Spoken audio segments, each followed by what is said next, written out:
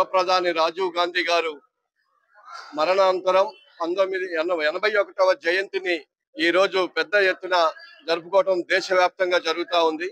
ఈ దేశానికి ఒక ఆదర్శవంతమైనటువంటి ప్రధానమంత్రిగా, ప్రపంచంలోనే అతి పిన్న వయస్కుడిగా ఈ దేశానికి బాధ్యతలు తీసుకొని ప్రధానమంత్రి పదవిని అధికారికంగా నడపడం బహుశా ప్రపంచంలోనే అరుదైన వాళ్ళల్లో రాజీవ్ గాంధీ గారు కూడా ఒకడు.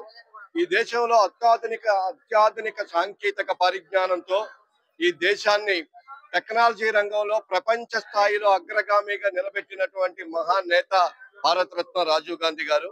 ఆయన లేని లోటు ఈ దేశంలో నేటి యువతకి కూడా మరి అది తీరని లోటుగానే మిగిలిపోతా ఉంది. ఎందుకంటే ఈ దేశ భవిష్యత్తు గురించి అత్యధికంగా ఆలోచించినటువంటి వ్యక్తి రాజీవ్ గాంధీ. ఆనాడు సాంకేతిక రంగంతో పాటు ఈ దేశ ప్రజాస్వామ్యాన్ని కాపాడటానికి కూడా మరి దేశంలో గ్రామీణ ప్రాంతాలు పెద్ద ఎత్తున బలోపేతంగా ఉన్నప్పుడే దేశమంతా కూడా సుభిక్షంగా ఉంటుందనే ఉద్దేశంతోనే రాజ్యాంగబద్ధమైనటువంటి ఈ గ్రామీణ ప్రాంతాలు పంచాయతీరాజ్ వ్యవస్థని మరి అభివృద్ధి చేయడం కోసం 73, 74 రాజ్యాంగ సవరణ చేస్తూ టెక్నాలజీ రంగాన్ని, గ్రామీణాభివృద్ధిని కూడా సైమల్టేనియస్ గా నడిపించుకుంటూ రెండింటినీ కూడా ఈ దేశ పురోగతికి బాటలు వేసినటువంటి మహానేత. ఆయన లేని లోటు చాలా బాధాకరమైంది. అందుకోసం ఆయనకి ఘన నివాళి ఈ రోజు ఖమ్మం జిల్లా కాంగ్రెస్ పార్టీ తరపు నుంచి అర్పించడం జరుగుతూ ఉంది. జిల్లా కాంగ్రెస్ ఆఫీసు జరుపుకుంటా ఉన్నాం. శ్రీ రాజీవ్ గాంధీ గారు ప్రధానమంత్రిగా ఉన్నప్పుడు భారతదేశం యొక్క ప్రజాస్వామ్యం గురించి, భారతదేశం యొక్క యువత గురించి సాంకేతికంగా ఏ విధంగా అభివృద్ధి చేయాలో ఆలోచన చేసి ఈ రోజు మా చేతున్నటువంటి సెల్ ఫోన్ గట్ట వచ్చింది అని చెప్పేసి అంటే ఐటీ సెక్టర్ ని అత్యధికంగా డెవలప్ చేసిన ఒక ఘనత శ్రీ రాజీవ్ గాంధీ గారికి దక్కింది. అదే ప్రకారంగా ఈ రోజు ప్రపంచంలో లేనటువంటి ఒక యువత మొత్తం భారతదేశంలోనే ఉంది. వీరందరికీ కూడా మంచి నైపుణ్యంతో కావాలి అని చెప్పేసి చెప్పడం పాటు 18 సంవత్సరాలకే ఓటుకు కల్పించిన ఘనత కూడా శ్రీ రాజీవ్ గాంధీ గారికి దక్కింది.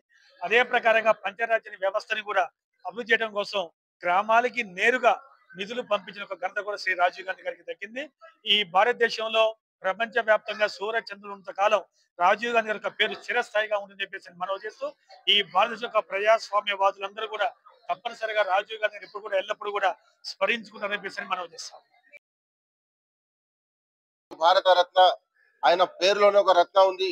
ఆయన పూర్తి పేరు వచ్చేసి రాజీవ్ రత్న గాంధీ. అట్లనే ఈ దేశానికి ప్రధానమంత్రిగా చేసి ఎన్నో సేవలు చేసి ఇవాళ ఐటీ రంగంలో కానీ ప్రతి ఒక్క రంగంలో కూడా అమ్మ బాటలో నడుచుకుంటా ఇందిరాగాంధీ యొక్క ఆశలకు ఒక పెద్ద వీరుడై పనిచేసి ఇవాళ దేశం కోసం ప్రాణాలు త్యాగం చేసిన రాజీవ్ గాంధీ గారి జయంతి జరుపుకోవటం ఇవాళ రాష్ట్రంలోనే కాదు యావత్ భారతదేశం మొత్తంలో కూడా భారీ ఎత్తున జరుపుకోవటం జరుగుతా ఉంది.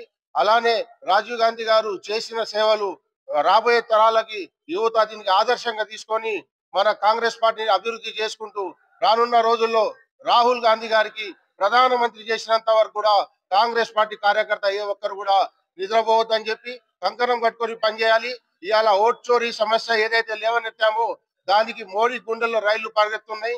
రానున్న రోజుల్లో కూడా ఇంకా ముందు అమిత్ షా ప్రతి ఒక్కరిని కూడా దీంట్లో లాగుతాం. ఎందుకంటే ఇవాళ ఓట్ చోరీ అంటే మామూలు మాటలు కాదు. స్వతంత్రంలో ప్రతి ఒక్కరికి ఒక ఓటు హక్కు అనేది అది అందరికి ఉంటది. బాబాసాహెబ్ అంబేద్కర్ రాసిన రాజ్యాంగం అది. దానికి ఆ దొంగతనం చేసి లేనిపోని ఓట్లు సృష్టించి లక్షల్లో ఓట్లు దండుకోవటం ఇది చాలా తప్పు. ఇది చాలా కూని చేస్తున్నారు భారతదేశానికి.